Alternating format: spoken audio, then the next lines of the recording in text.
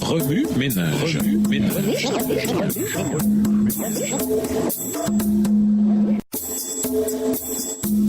Remue ménage.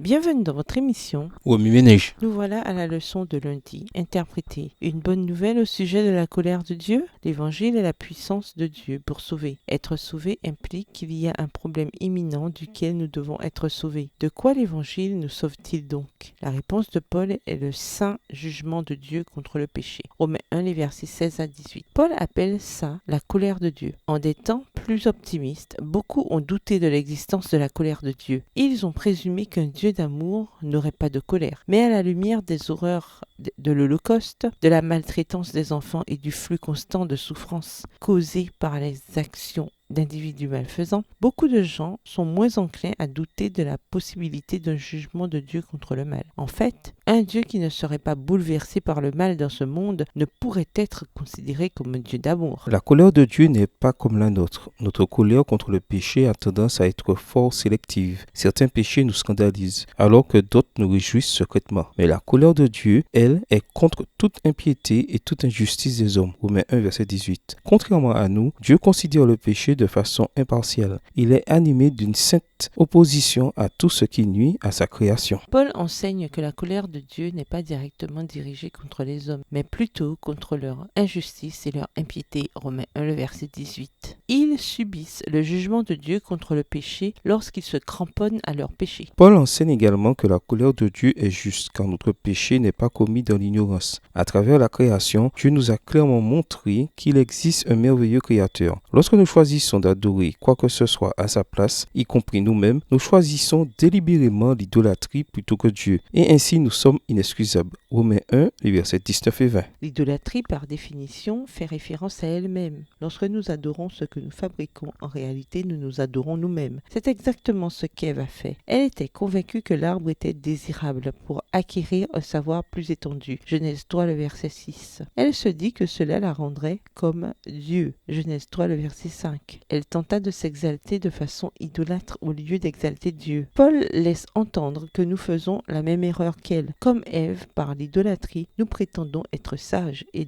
devenons insensés. Romains 1, le verset 23. Lorsque nous nous adorons nous-mêmes en vénérant les œuvres de nos propres mains, nous rejetons la grâce contraignante de Dieu dans notre vie. Dieu respecte notre choix et, dans un acte de jugement, nous livre à notre péché. Romains 1, les versets 24, 26 et 28. En conséquence, lorsque les gens rejettent Dieu et poursuivent une vie de plaisir dans une désinvolture imprudente, ils font l'expérience de la colère de Dieu. Lorsqu'ils se vautrent dans une vie d'immoralité sexuelle, de violence et de conflit, ils font l'expérience d'une vie sans Dieu. Romains 1, verset 29. Il en va de même pour ceux qui sont pleins de malice, rapporteurs et médisants. Romains 1, les versets 29 et 30.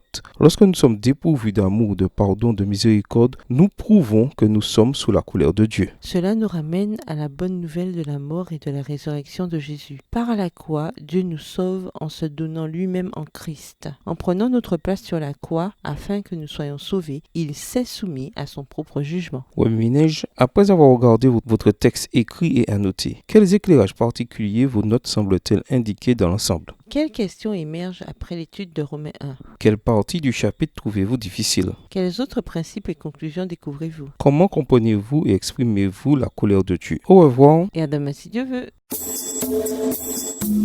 Remue ménage. Remue ménage.